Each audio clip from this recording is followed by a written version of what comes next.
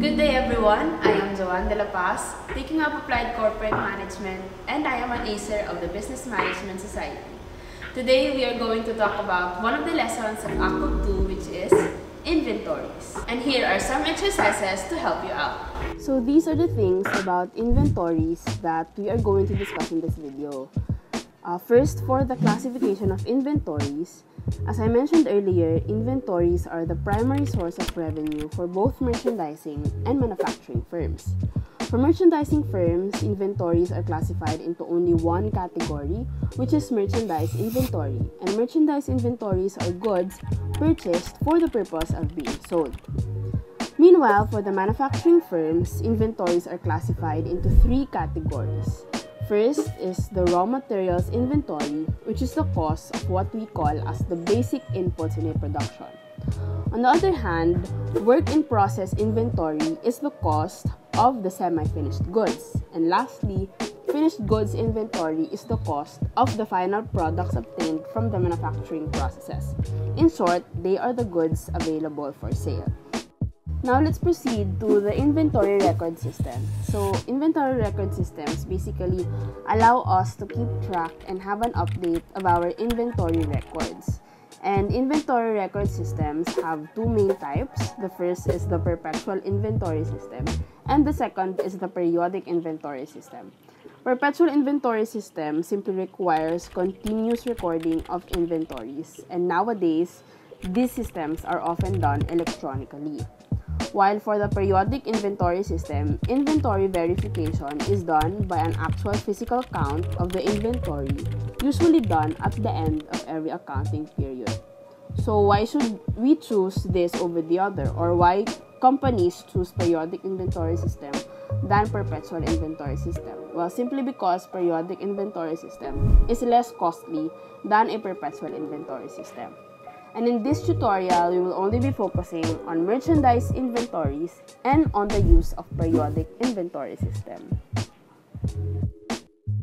Let us now proceed with the different cost flow assumptions prescribed for the computation of the inventories.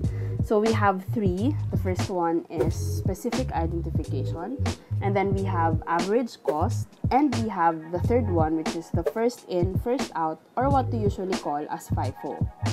The specific identification method of inventory costing attaches the actual cost to an identifiable unit of product.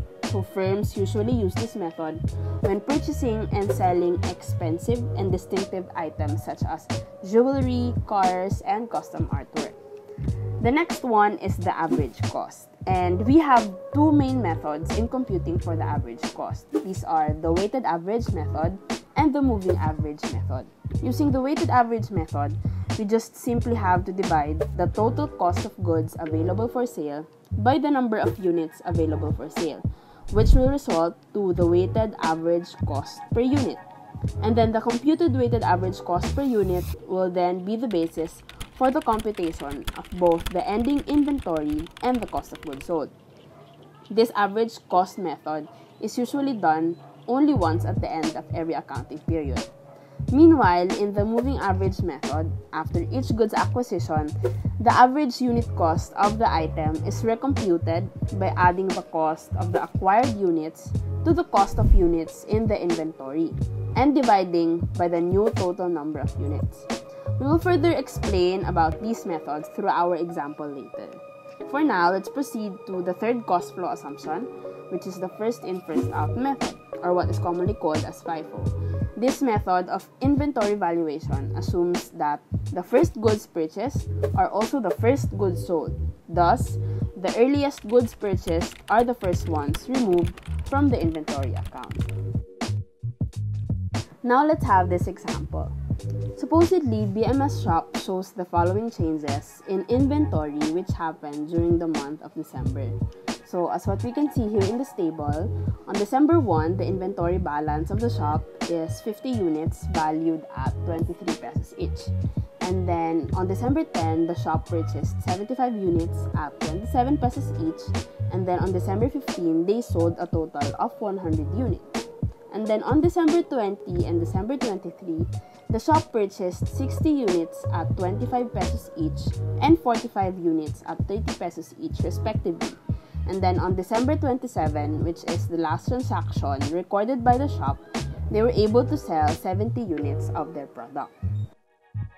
So the first cost flow assumption that we'll use is the weighted average method. First, let's compute for the ending inventory units. The total units available for sale is equal to the beginning inventory plus all the purchases acquired. So it's equal to 50 plus 75 plus 60 plus 45, which results to a total of 230 units available for sale. Meanwhile, the total units sold is equal to 100 plus 70, which gives us a total of 170 units sold. And computing for the ending inventory units, which is equal to the total units available for sale minus the total units sold, that is 230 minus 170, it will give us a total of 60 units for ending inventory. For the average cost per unit, we have to divide the total cost of goods available for sale by the total units available for sale. Total cost of goods available for sale is equal to 50 times 23 plus 75 times 27 plus 60 times 25 plus 45 times 30, which will give us a result of 6,025 pesos. So 6,025 pesos divided by 230, which was the computed units available for sale earlier, the average cost per unit is now equal to 26 pesos and 20 centavos. Multiplying the average cost per unit, which is 26 pesos and 20 centavos, by the ending units available, which is 60, we can compute the ending inventory to be equal to 1,572 pesos. On the other hand, multiplying the average cost per unit, again it's 26 pesos and 20 centavos, by the total units sold, which is 170, we can compute the cost of goods sold to be equal to 4,454 pesos. And all these are computed using the weighted average method. Now let's try the moving average method. The beginning inventory of the shop records a total of 50 units valued at 23 pesos each, which is equal to a total cost of 1,150 pesos.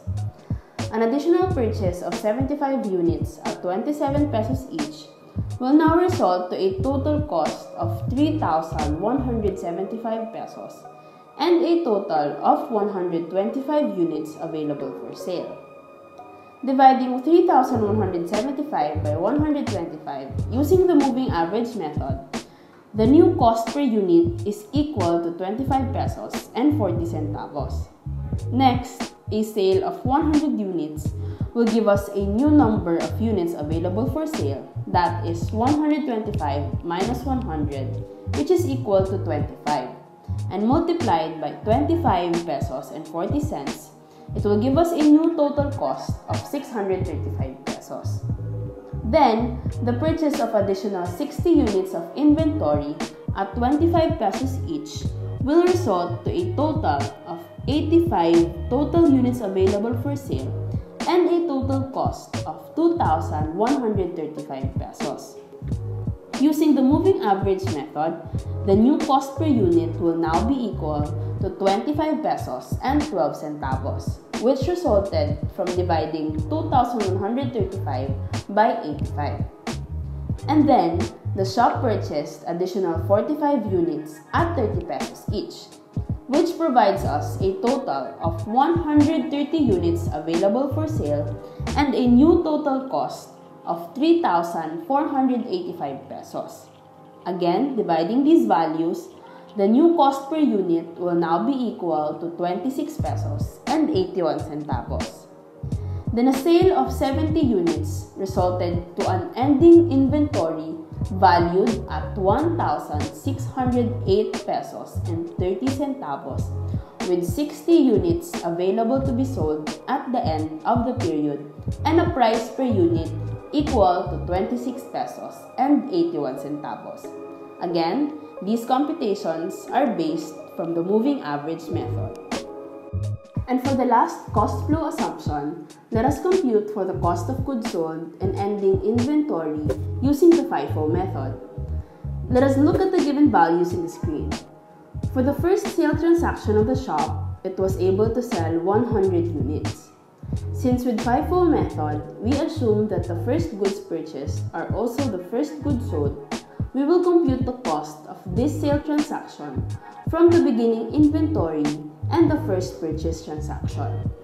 Thus, the computation for the cost of goods sold for this particular transaction is equal to 50 times 23 plus 50 times 27, which will result to 2,500 pesos. For the second sale transaction, the shop was able to sell 70 units of inventory.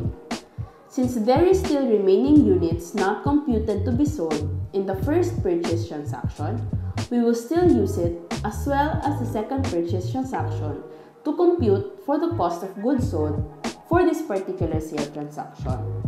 Thus, the computation would be 25 times 27 plus 45 times 25, resulting to the cost of goods sold equal to 1,800 pesos.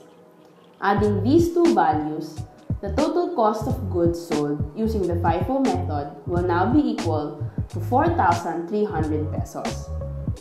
For the ending inventory, since we have 60 ending units of inventory, we will use the two last purchase transactions to compute for its value. Therefore, the computation will be 45 times 30 plus 15 times 25, which is equal to an ending inventory of 1,725 pesos.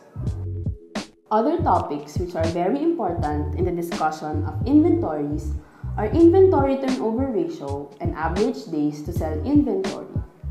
The inventory turnover ratio, also known as stock turnover ratio, measures the frequency or the number of times a company sells its inventories during a particular period. The inventory turnover ratio is computed by dividing the cost of goods sold by average inventory. Meanwhile, the average days to sell inventory measure the average number of days for which a company stores its inventory before being able to sell it. It is equal to 365, which is the number of days in a year, divided by the inventory turnover ratio. These two concepts both evaluate the efficiency of a firm in handling its goods or its inventories.